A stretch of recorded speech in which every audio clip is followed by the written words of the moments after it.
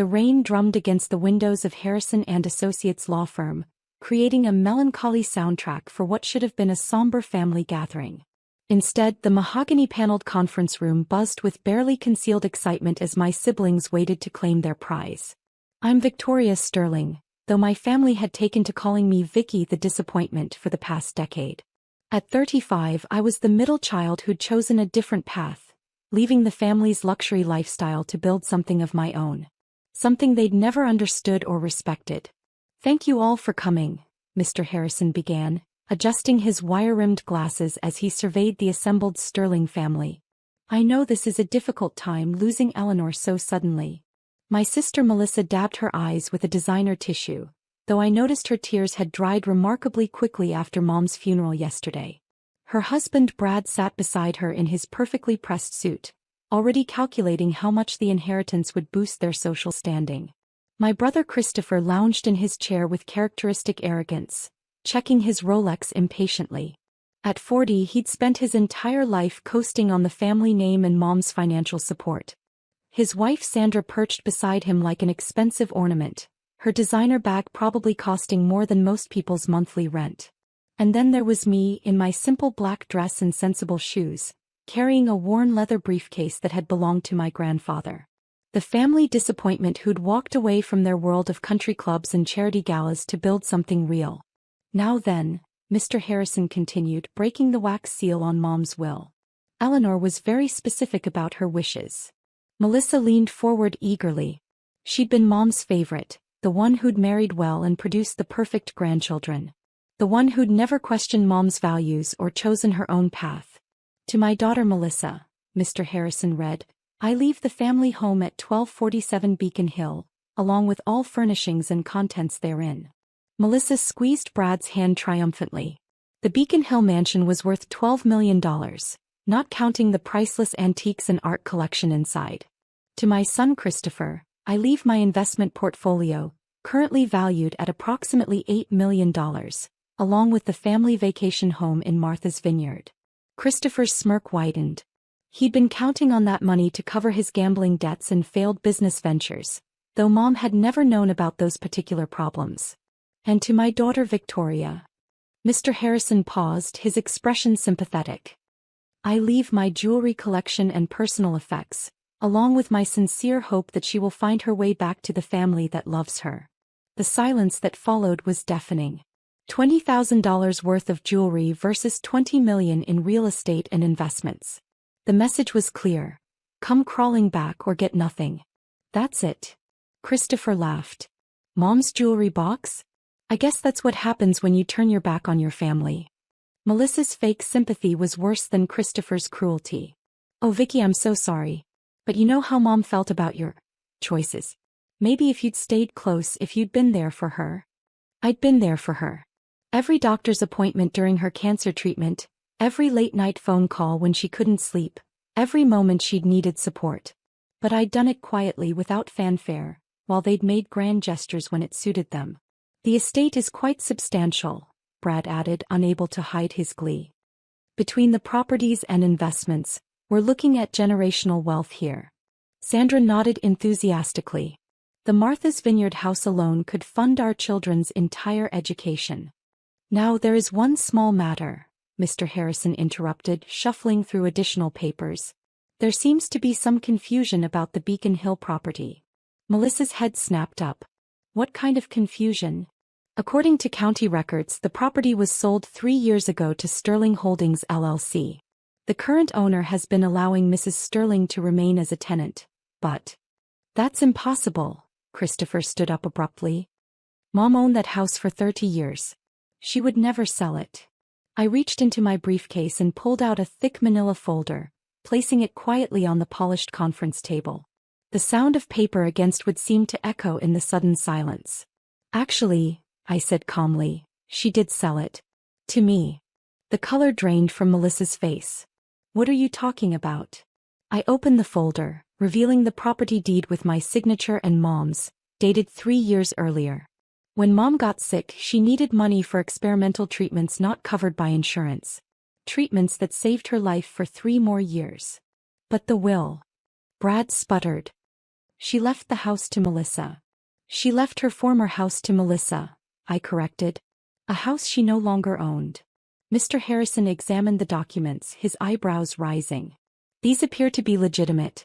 Mrs. Sterling, you purchased the property for $15 million, I supplied. Above market value because it was my childhood home and Mom needed the money immediately. Christopher slammed his hand on the table. This is fraud. You manipulated a sick woman. Did I? I pulled out another document. Here's the letter Mom wrote to her doctor, explaining that her daughter Victoria had made it possible for her to afford the treatments.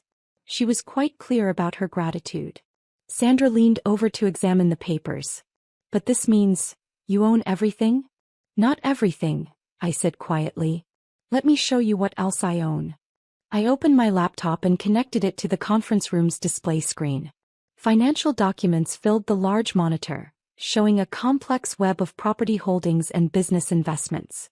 Sterling Holdings LC, I began clicking through the presentation, owns not just Mom's former house, but also the Martha's Vineyard property, which I purchased 2 years ago when the previous owner defaulted on their mortgage. Christopher's face went white. That's impossible. Mom said it was paid off. It was. By me.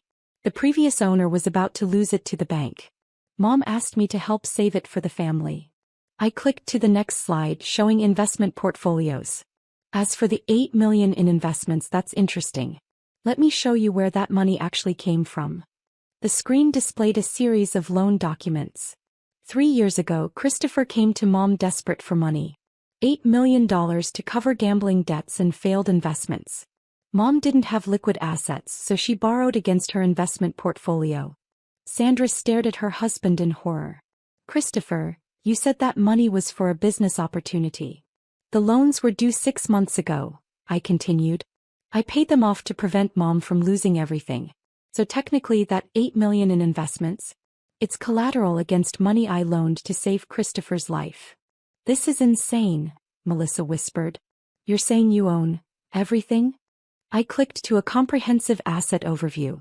The Beacon Hill Mansion, the Martha's Vineyard house, the investment portfolio that covers Christopher's debts, plus several other properties you don't know about. The list was extensive. Commercial real estate downtown, luxury apartments across the city, even the country club where they'd spent every weekend for the past decade. How? Brad asked, his voice barely audible. How did you afford all this? I smiled slightly, remembering all the times they'd mocked my small business ventures and foolish investments. While you were living off Mom's money, I was building Sterling Innovations. We develop AI software for Fortune 500 companies. Christopher's mouth opened and closed like a fish out of water. But you said you were just consulting.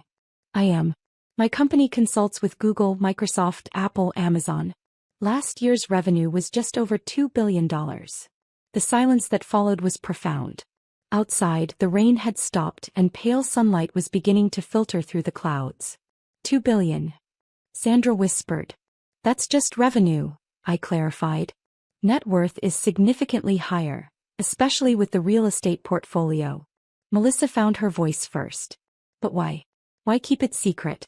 Why let us think you were struggling?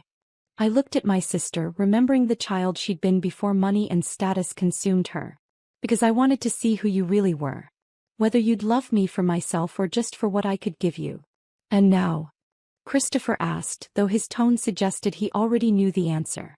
I stood up, gathering my documents. Now you know that the daughter you dismissed as a failure owns everything you thought you were inheriting. So what happens to us? Melissa's voice cracked. Where are we supposed to live? You can stay in the Beacon Hill house, I said quietly. All of you. But not as owners. As tenants. I pulled out lease agreements I'd prepared that morning. Market rate rent. First month due in 30 days. No special treatment, no family discounts. Brad examined the lease with trembling hands. $25,000 a month? We can't afford that. Then I suggest you find jobs, I replied. Real jobs, not the charity board positions and social clubs you've been calling careers. Christopher stood up, his face red with rage. You can't do this to us. We're family. Family. I closed my briefcase with a decisive snap. When was the last time any of you called me just to talk? When did you visit Mom in the hospital without being asked? When did you treat me like anything more than an embarrassment? The room fell silent again. They knew the answers to those questions. I loved Mom, I continued, my voice steady despite the emotions threatening to break through. I took care of her when she was sick. I made sure she could afford the treatments that gave us 3 more years together. I protected her assets from Christopher's creditors. And I did it all quietly without fanfare because that's what family does. I walked toward the door then paused. The lease agreements include one special clause. If any of you can show me genuine change over the next year, real jobs, honest living, treating people with respect regardless of their bank accounts, we can renegotiate the terms. And if we don't? Melissa asked. I met her eyes. Then you'll find out what it's really like to have nothing. Mr. Harrison cleared his throat. There's one more thing. Victoria, your mother left a sealed letter specifically for you. He handed me an envelope marked "For Victoria Only" in Mom's careful handwriting. I opened it slowly, aware that my siblings were watching my every expression. My dearest Victoria, if you're reading this, then you've just had quite a shock in that conference room. I know you bought the house and saved the investments. I know about your company and your success. I've always known. I also know your brother and sister have no idea how hard you've worked or how much you've sacrificed for this family. They think money comes from birthright rather than effort. I wrote this will to teach them a lesson they desperately need to learn. True wealth isn't what you inherit, it's what you build. And true family isn't about what someone can give you, it's about what you're willing to give them. You've already given us everything. Now it's their turn to learn what that means. I love you all, but I'm especially proud of the woman you've become. Sister's glove, Mom. Please check the safety deposit box at First National. Box 847. The key is in my jewelry box, which really is yours. I folded the letter carefully, tucking it into my briefcase. My siblings watched expectantly, but I didn't share its contents. Some things were meant to be private. I have a board meeting this afternoon, I said, checking my watch. The lease agreements are valid for 48 hours. After that, standard eviction proceedings begin. I walked out of Harrison and Associates and into the brightening afternoon, leaving behind a family that was finally beginning to understand the difference between inheritance and worth. 2 weeks later, I sat in Mom's former study, my study now, reviewing the quarterly reports from Sterling Innovations. The company was expanding into neural network architecture, and we just signed partnerships with 3 major automotive manufacturers for autonomous vehicle systems. My phone buzzed with a text from Christopher. Started working at Henderson Electronics. Manager position. It's honest work. Thank you for the wake-up call. A second message from Melissa. Brad got a job at the law firm downtown. I'm tutoring kids in math. We're making it work. The house feels different now. Better. I smiled, thinking about Mom's letter and the safety deposit box I'd visited that morning. Inside had been documents showing that she'd been secretly funding scholarships for underprivileged students for years, using money I'd given her from the property sales. She'd been building her own legacy of generosity, just as I'd been building mine. Standing up, I walked to the window overlooking the garden where Mom had loved to read. Tomorrow I would visit her grave and tell her about the new scholarship fund I was establishing in her name. One that would help students who, like me, dared to build something from nothing. Because that's what real inheritance is. Not what you're given but what you choose to create. And sometimes, the greatest gift you can give your family is the chance to discover their own strength. The evening sun cast long shadows across the lawn as I returned to my work, building something that would outlast any inheritance. A legacy of innovation, determination, and the quiet power that comes from proving yourself right through actions, not words. 3 months after that devastating day in the lawyer's office, I received a call from Melissa. Her voice was different, stronger, more confident than I'd heard in years. Vicky, I wanted to invite you to dinner. Not here at the house. At our new apartment. Brad and I found a place we can actually afford, and I want to show you what we're building. I drove to their modest 2-bedroom apartment in Cambridge, a far cry from their former mansion lifestyle. Melissa answered the door wearing jeans and a simple sweater, her face free of the heavy makeup she'd always worn to impress others. Come in, she said, and for the first time in years her smile seemed genuine. The apartment was small but warm. Photos of their children covered the walls instead of expensive artwork. Brad looked up from the kitchen where he was cooking. Actually cooking, not ordering from expensive restaurants. Victoria, he said, wiping his hands on an apron. Thank you for coming. Their children, 8-year-old Emma and 10-year-old Jack, ran up to hug me. They'd grown taller and somehow seemed happier despite the dramatic change in their circumstances. Aunt Vicky, Emma exclaimed. Mom's teaching me about computers. She says you're really good with them. I glanced at Melissa, surprised. You're learning programming? She nodded, a slight blush coloring her cheeks. I enrolled in community college. Computer science. It turns out I actually enjoy problem solving when it's not about social politics. Over dinner. Homemade lasagna that was infinitely better than anything they'd served at their fancy dinner parties. They told me about their new lives. Brad was working his way up at a small law firm, taking cases he believed in rather than just the ones that paid the most. Melissa was excelling in her studies while tutoring high school students in mathematics. The funny thing is, Brad said, serving dessert he'd made himself, we're happier. Really happier. We talk to each other now instead of just coordinating schedules. The kids are happier too, Melissa added. They're learning that self-worth comes from what you accomplish, not what you own. After dinner, as the children played in their rooms, Melissa and I sat on the small balcony overlooking a tree-lined street. I owe you an apology, she said quietly. More than an apology. I owe you my gratitude. Melissa. No, let me say this. I spent so many years thinking I was better than you because I had more expensive things. Because I married well and lived in the right neighborhood. But you were building something real while I was just existing. She paused, watching the evening light filter through the leaves.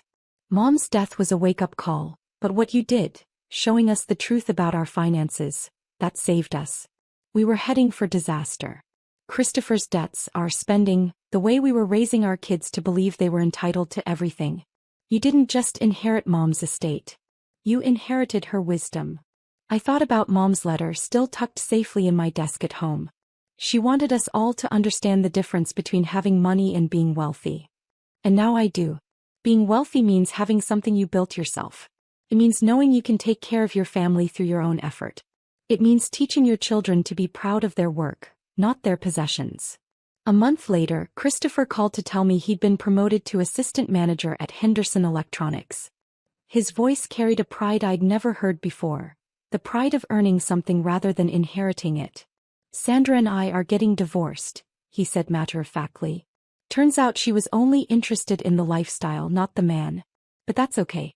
I'm finally figuring out who I am without Mom's money propping me up. How are you doing with that? I asked. Better than I expected. I'm seeing a counselor about the gambling addiction. Paying off the debts with my own money slowly but surely. And Victoria. I'm sorry. For all of it. For never seeing who you really were.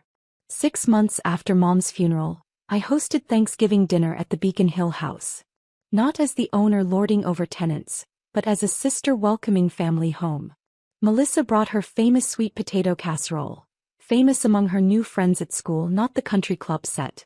Christopher arrived with his girlfriend Maria, a nurse he'd met at his AA meetings who loved him for his kindness, not his bank account.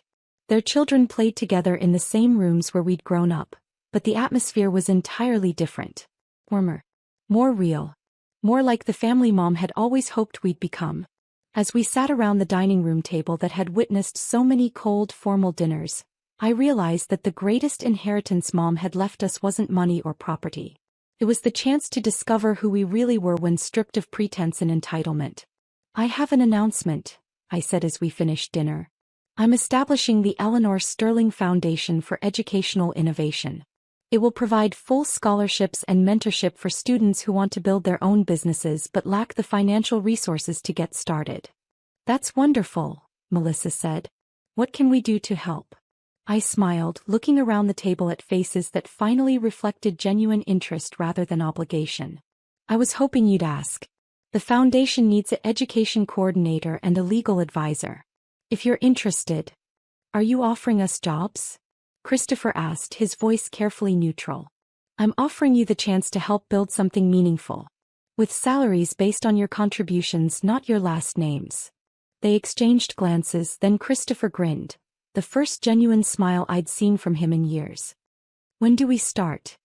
That evening, as my siblings helped clear dishes and load the dishwasher, tasks they would never have done in their former lives, I stepped out onto the terrace overlooking the garden.